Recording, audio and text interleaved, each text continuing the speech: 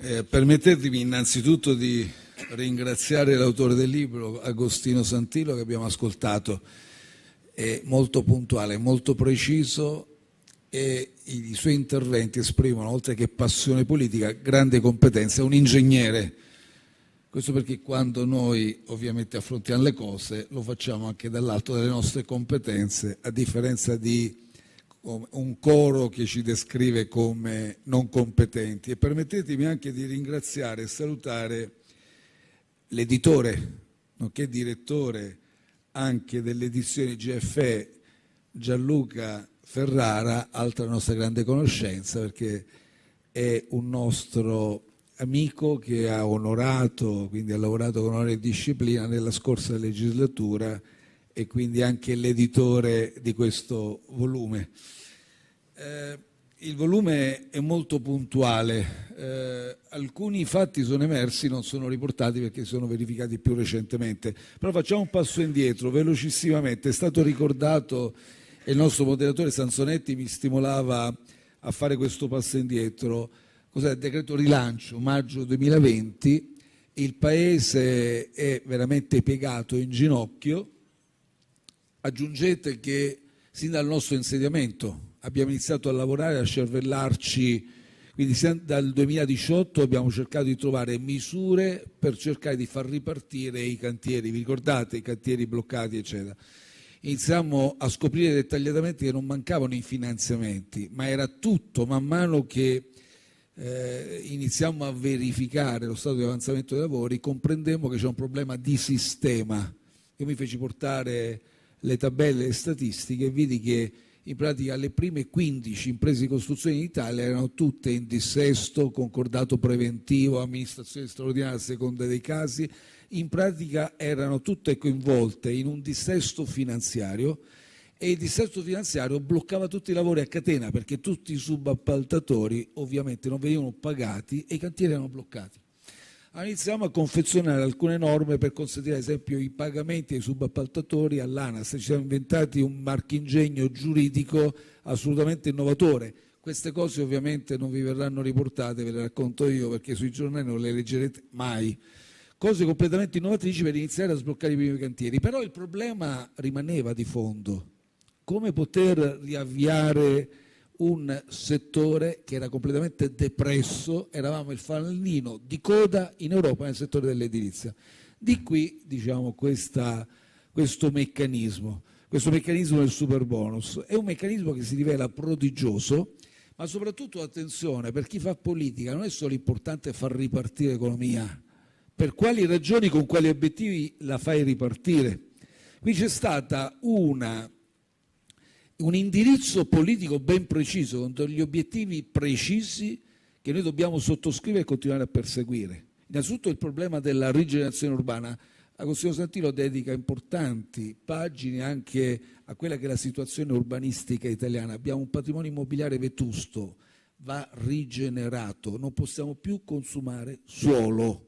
Noi dobbiamo adesso varare una legge sul consumo di suolo, ci stiamo già lavorando, non si può più cementificare. Allora l'unica prospettiva è rigenerare il patrimonio immobiliare che abbiamo. Su questo pianeta abbiamo già costruito, abbiamo già dato.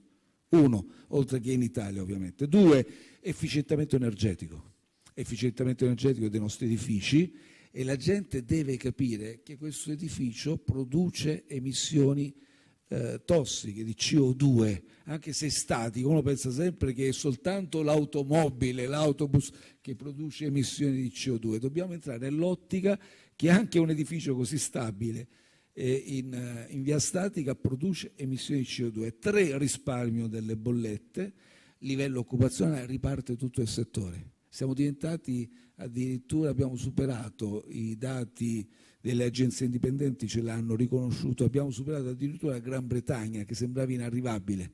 Abbiamo superato la Gran Bretagna e ancora di più ovviamente Francia e via discorrendo, Germania, eccetera. Abbiamo quindi prodotto, si è creato un volano occupazionale. Adesso non stiamo a ripetere tutti i dati, ma qui ci sono tutti i dati, da perfetto ingegnere ce li richiami tutti. A un certo punto però c'è evidentemente il furore ideologico che stiamo conoscendo su vari settori. Quando si tratta di misure che funzionano, qui c'è una come dire, una furia destruens che si scatena perché alcune misure purtroppo hanno un marchio come questa, il marchio Movimento 5 Stelle.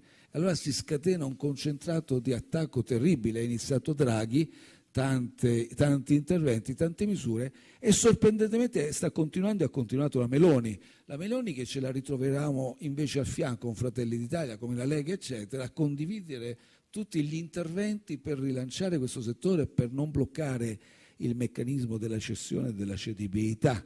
Quindi ancora una volta voglio dire un atteggiamento contraddittorio e hanno costruito la grande bugia della voragine nell'esposizione debitoria dello Stato, dei bilanci che non erano in regola.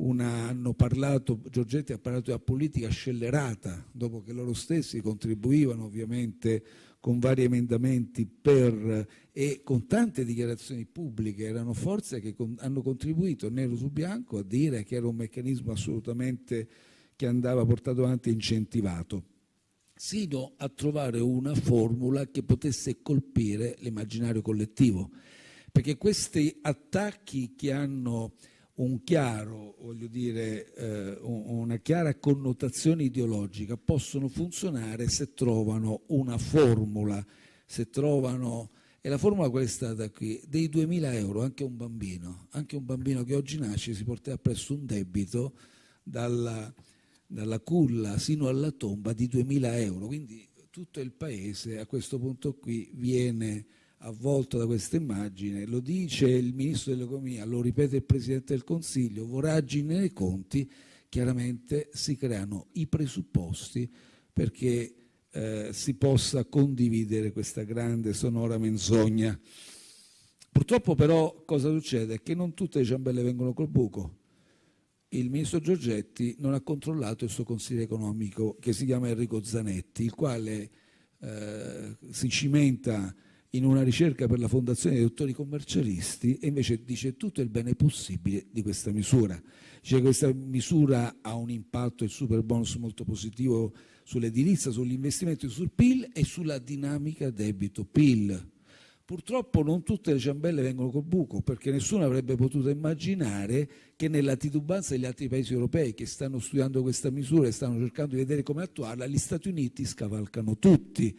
Allora voi sapete che la più grande misura con cui gli Stati Uniti ci faranno concorrenza al nostro sistema produttivo e alle imprese europee è questo Inflation Reduction Act, IRA cosiddetto.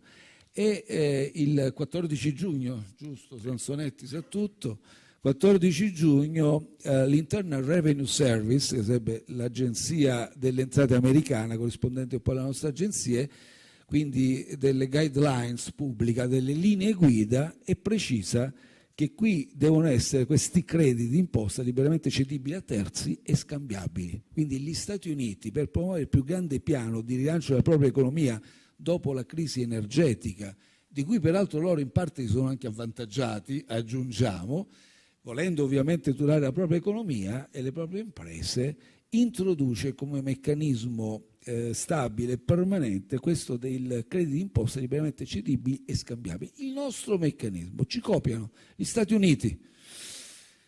E allora voi capite che il discorso politico si fa molto interessante. Noi ci ritroviamo con imprese che sono sull'orlo di una crisi di nervi, ma di una bancarotta, perché ci fermano per strada e dicono fatevi ascoltare. Noi che ovviamente continuiamo a presentare emendamenti per sbloccare questo sistema che è stato bloccato, il governo però che continua a fare orecchie da mercanti. Io concludo perché era un brevissimo intervento, voglio soltanto dire questo però. Attenzione perché noi ci stiamo avviando in una prospettiva economica, la Germania si è già fermata, è entrata tecnicamente in recessione, noi non abbiamo delle misure di investimento, noi non abbiamo una prospettiva molto preoccupante. Abbiamo l'entrata del patto di stabilità e crescita al 1° gennaio del prossimo anno. Questo governo non ha confezionato in legge di bilancio a tutt'oggi nessuna misura che possa veramente presentarsi come reale investimento per il nostro sistema produttivo. Abbiamo bisogno di creare, perché se rinunciamo ai meccanismi redistributivi il disagio sociale aumenterà sempre più, e intervenire invece a smantellare il reddito di cittadinanza, a negare che esista un problema di salario minimo legale e continuare a precarizzare i rapporti di lavoro e non crei nuova finanza, non crei meccanismi per la crescita economica, ci introduce a una spirale che non la tocchi domani mattina, ma dopodomani si svilupperà in tutta la sua integralità e interezza e ne pagheremo le conseguenze per gli anni a venire. Quindi noi rischiamo di riprecipitare al passato con una logica di austerità che non viene dichiarata dal governo, perché il governo continua ad andare ad Assolombarda, avete visto la Meloni a dire che è amica delle imprese, ma amica come? L'amicizia non si dichiara quando governi a parole, la devi dichiarare nei fatti, declinando queste misure. Allora, l'unica prospettiva che questo governo ha, mi sembra, è una crescita economica affidata a cosa? Agli investimenti nelle industrie belliche. Faccio un'osservazione. Guardate che non è solo importante la crescita del PIL, a parte che qui le risorse non ci sono e saranno anche questi investimenti poi alla fine giocoforza modesti, però non è importante che cresca il PIL, è come cresce il PIL. Se lo facciamo crescere, perché è chiaro che c'è anche un ritorno in questo settore, però se mi permettete la politica deve scegliere se far crescere il PIL producendo armi e munizioni che per definizione sono armi di distruzione e di morte, oppure far crescere il PIL migliorando effettivamente la qualità di vita dei cittadini con la rigenerazione urbana, efficientamento energetico, taglio delle bollette, operando una transizione ecologica, perché questo abbiamo fatto con il Superbonus, che io chiamo democratica, offerta a tutti, dal basso, diffusa, capillare. Ecco, questo è un po' il tema. Abbiamo detto al governo, la più grossa opportunità di investimento del nostro paese, al dopoguerra oggi, cos'è? Il PNRR. Stanno sprecando i soldi. L'ufficio di bilancio, loro hanno fatto fuori la Corte dei Conti, benissimo, però c'è rimasto ancora l'ufficio parlamentare di bilancio. E non so se vorranno sopprimere anche questo ufficio, però frattanto ha certificato, sono 10 giorni fa, che su 33 miliardi da spendere per quest'anno ne sono stati spesi 2 e qualcosa, 2 miliardi quasi 3. Nulla. Ha certificato che ormai l'attuazione del PNRR è completamente bloccata. Allora, questa nell'indifferenza un po' generale, perché avete visto che ne so, un sistema mediatico che ha attaccato il governo per questo, no, adesso va tutto bene. Loro gridavano per nulla dall'opposizione, adesso va tutto bene. Per noi non va tutto bene. Per noi che abbiamo a cuore il futuro, le sorti del nostro paese e una visione anche futura, diciamo che questo è il più grande spreco, la più grande perdita di opportunità che ci possa capitare. Abbiamo dato la nostra disponibilità per lavorare insieme a loro, per metterci intorno a un tavolo per proposte e soluzioni. Non ci hanno ancora risposto. Ci hanno risposto con un assordante silenzio. Ebbene, abbiamo un volano per recuperare qualcosa, può essere senz'altro quello a cui ha accennato Agostino Santilli, il piano di stabilizzazione dei bonus edilizi. Ascoltateci, ascoltate e soprattutto pensate al bene di questa comunità nazionale che dopo aver sofferto tanto non merita un governo che spreca risorse irresponsabilmente.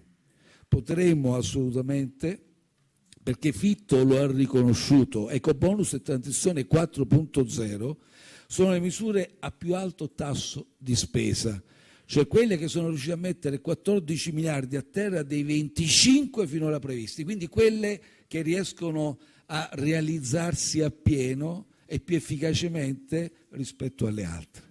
Ascoltateci, non siate arroganti, non vi chiudete nella vostra arroganza e nella vostra superbia.